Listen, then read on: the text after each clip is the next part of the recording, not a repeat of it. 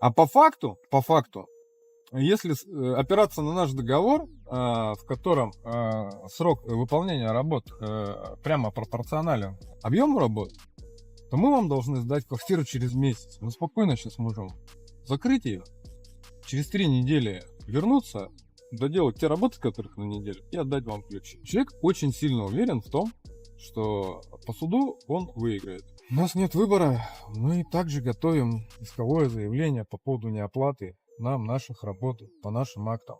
Пока у нас идет обмен письмами, продолжение истории будет с каждым новым шагом с его либо нашей стороны. Следите за публикациями.